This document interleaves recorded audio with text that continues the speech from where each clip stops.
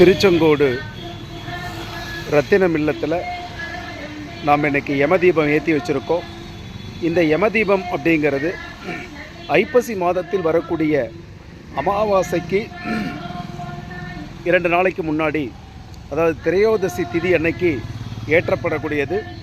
இது தெற்கு நோக்கி தான் இருக்கணும். இந்த தீபம் நம்முடைய இல்லத்தில் இறந்த பெரியவங்களுடைய அந்த ஸ்வர்கபுரிக்காக அவர்களுக்கு வழிகாட்டுவதற்காக இந்த தீபம் ஏற்றப்படுகிறது.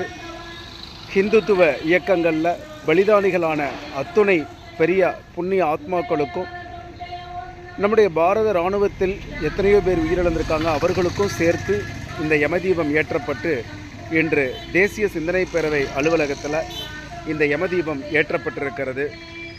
உங்களுடைய வீடுகளில் இருந்தவாறு இந்த தீபத்தை தரிசித்து நம்முடைய தேசத்திற்காகவும் நம்முடைய சனாதன தர்மத்திற்காகவும் பலிதானமாகியுள்ள அந்த புண்ணிய ஆத்மாக்களுக்கு அஞ்சலி செலுத்த அன்புடன் வேண்டுகிறேன். திருநாவுக்கரசு தலைவர், தேசிய சிந்தனை பேரவை.